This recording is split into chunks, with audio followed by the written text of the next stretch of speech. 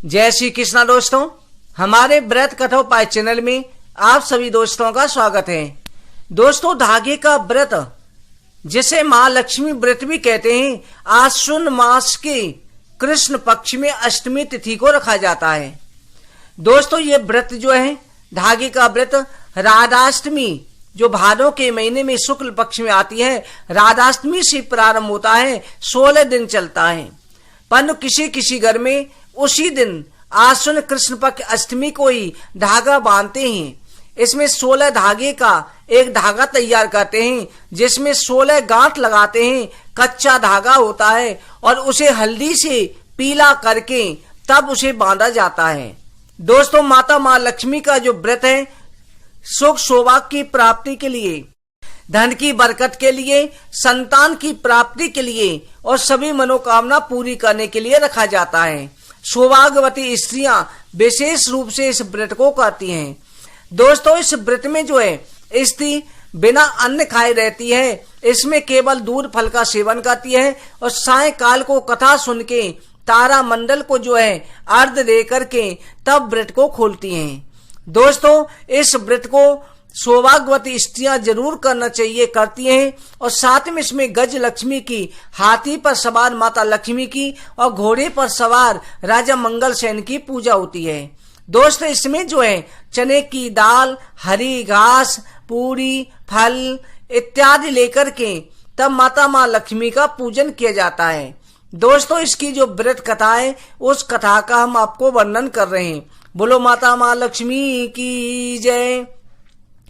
एक समय पर युधिष्ठिर ने भगवान श्री कृष्ण से पूछा कि प्रभु, धन यश वैभव देने वाला कोई ऐसा व्रत बताइए जिसके करने से सुख सौभाग्य की प्राप्ति हो और सारी मनोकामनाएं पूरी हो जाएं। भगवान श्री कृष्ण ने कहा कि युधिष्ठिर, इसी व्रत को देवराज इंद्र ने नारद जी से पूछा था। तब नारद जी ने इस व्रत का वर्णन किया।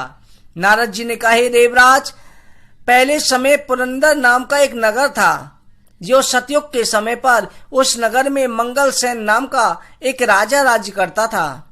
उसकी 2 रानियां थी, एक चोला देवी, एक चिल्ला देवी। राजा दोनों रानियों से अति प्रेम करता था।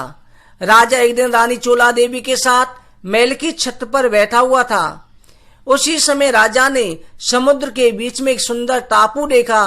कहा कि रानी, तुम्हारे लिए एक सुंदर बगीचा जो नंदन वन से भी सुंदर हो, ऐसा बगीचा यहाँ पर बनवाऊंगा।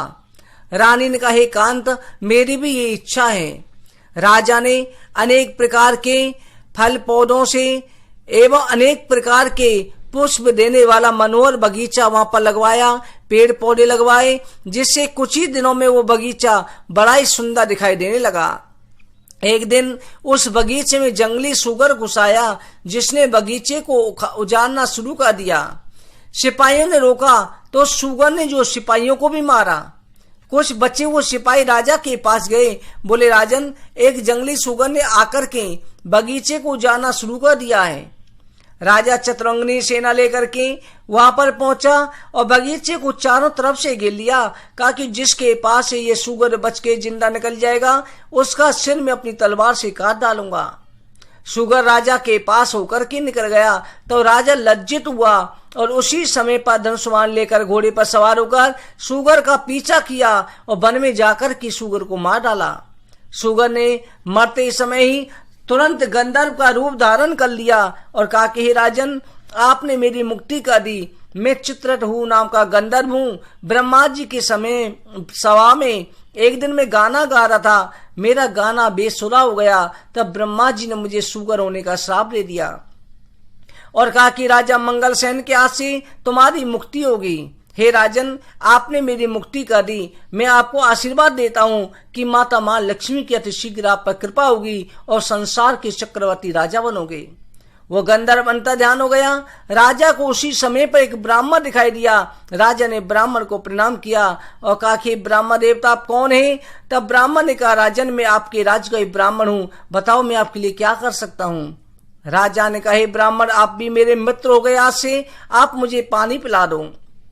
ब्राह्मण राजा के घोड़े को लेकर के एक जलाशय किनारे पहुंचा। वहां जाकर के जल पिया, घोड़े को पिलाया। जैसे पानी लेने लगा उसी समय बहुत सी स्त्रियों को बैठ करके पूजन करते हुए देखा। उन स्त्रियों के पास जाकर के पूछा, देवियों आप ये क्या कर रही हैं? उन स्त्रियों ने कहा, हे ब्राह्मण, हम माता मां लक्ष्मी के धागे की पूजा कर रहे हैं। ब्राह्मण ने भी व्रत कथा पूछी और उसके बाद में एक धागा लिया, अपने बांधा। एक धागा लाकर के राजा को बांध दिया, जल पिलाया और राजा को सारा वृतांत कह सुनाया। राजा ब्राह्मण को अपना मित्र बनाकर अपने राज्य को ले आया। सभी प्रजा ने बड़ा सम्मान किया। राजा सबसे पहले रानी चोला देवी के महल में गया।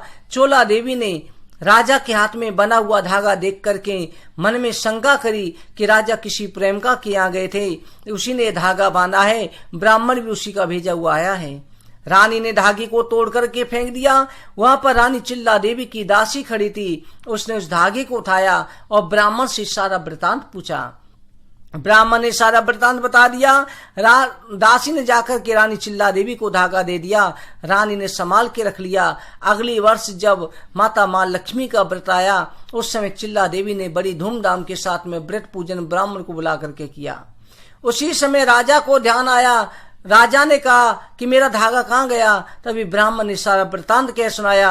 राजा को क्रोध आया, पर राजा चिल्ला देवी के महल में चला गया और उनके साथ माता मां लक्ष्मी की पूजा करने लगा। उसी समय माता मां लक्ष्मी एक बुजुर्ग ब्राह्मणी का रूप धारण करके रानी चोला देवी के महल में गई। चोला देवी ने अपमानित करके वहां से भगा दिया।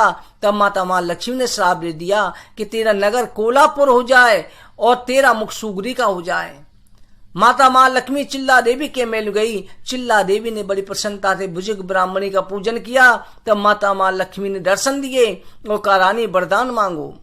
रानी ने कहा, माता, जो भी स्त्री तुम्हारा व्रत पूजन करे उसे पुत्र सुख सौभाग्य देना। माता मां लक्ष्मी ने तथास्तु कहा। इधर रानी का मुख सुगरी मुख हो गया। राजा ने उसे राज्य से निकाल दिया। वो दुखी होकर के अंगरा ऋषि के आश्रम में गई।